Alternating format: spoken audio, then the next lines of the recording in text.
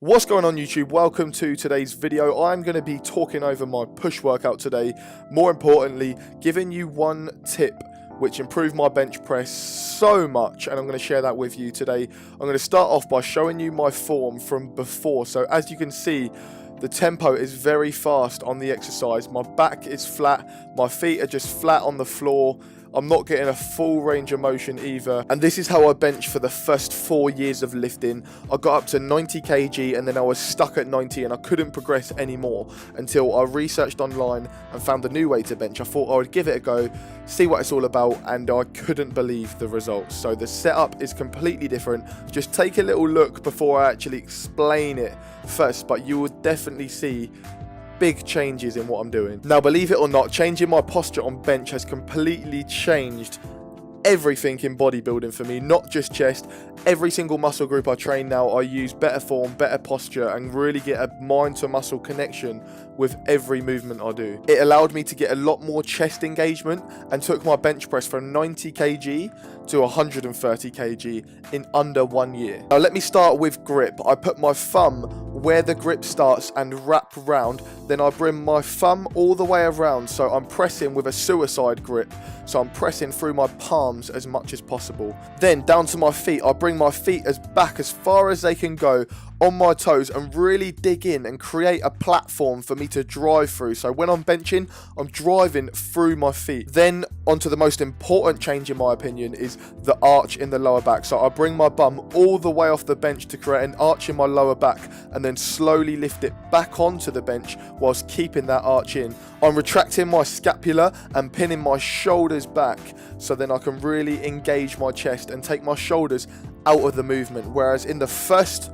form I used to use, my shoulders were very much forward, my chest wasn't out, and I was pushing through my shoulders. So just pinning your shoulders back, retracting your scapula, and putting that arch in your lower back is the biggest change in my opinion, because it really activates your chest. Not only that, it's going to give you a shorter range of motion, so you don't have to push up as far, making the movement a lot easier. When benching, I like to start off on the bar just to get my posture right first, make sure that I'm getting that chest activation, and then slowly build up the weight. If you're powerlifting and going for PBs, then I wouldn't do too many reps on your build up because you're just going to exhaust your chest. So I would do sets of 2 or 3. Let's just take a look one more time at the setup. So I get my setup, I pin my feet all the way back, bringing my bum up to get that arch, bringing my bum back down, keeping the arch. I've got my suicide grip there, pressing through my palms, a slow negative, and trying to drive up as quick as possible. This was my top set of the session. It was 110 kg times 3. Now this isn't great for me.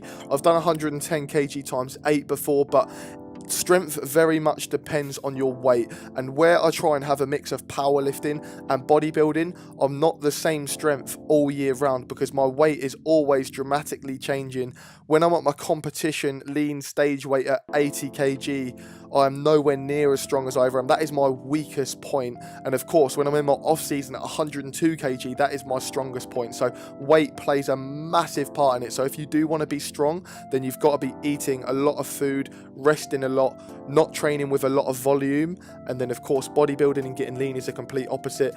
You wouldn't have as many calories, you would train with more volume, you wouldn't have as much rest, and it would all be about intensity. So I try and find that balance between powerlifting and bodybuilding. However, at this time of the season, when I'm going more into the show competition side of it, my strength is really going to slack. However, at the moment, I'm around 93 kg. So that's in between my competition lean weight and my off-season heavy weight. So I'm around average strength for me at the moment. Not too strong, not too weak. I don't look too great either. So it's not really a fun weight to be at. I'd rather be all out the strongest I can be or the leanest I can be. So I'm going to be going into that deficit now, picking up the intensity, and I'm going to be losing strength along the way. It's going to be inevitable that I'm going to lose strength and muscle, but this is a massive challenge which I'm going to be showing on my prep, is just a fight to keep strength as much as possible, because my last prep I was so weak and it played a big toll on how much muscle I held as well. So my aim for this competition this year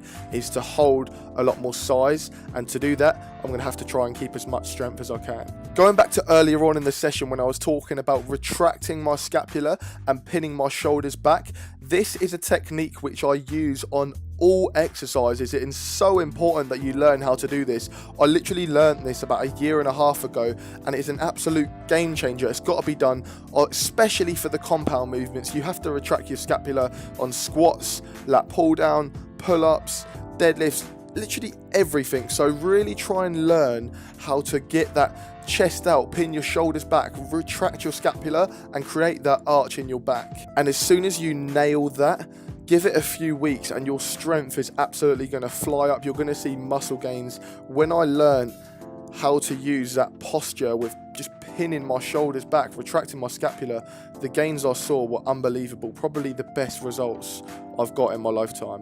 Now, once you nail your posture and your technique for the bench press, there'll come a point where you'll plateau and you'll stop being able to progress. And this is when I add in my last little technique to gain strength, and that is hitting frequency. Now, if you want to improve on something, you have to do it more often. So when I was at my strongest bench, 130 kg, my posture was the best it's ever been, my technique was good, I was the heaviest I've ever been, and I was hitting it frequently every week. I was actually bench pressing 3 times a week. I trained push twice a week, and I even added bench at the end of a back session just to get the extra sets in. Make sure you mix it up, lots of variety. You do one day where you're doing really high volume, you're doing drop sets, the next day you're doing heavy, like 5x5s, even all the way down to 1 reps, and you're just adding variety in and hitting it very frequently. And like I've said this before in previous videos, if you want to grow something or you want to get better at something, do it more often and it will come. Anyway, by this point my chest was absolutely fried. I'm going to put the workout on the screen right now for you to try out if you want to. If you did enjoy this commentary styled workout video, then please leave a like down below, subscribe to the channel if you're not already, and I will see you in the next video. Thank you very much for watching.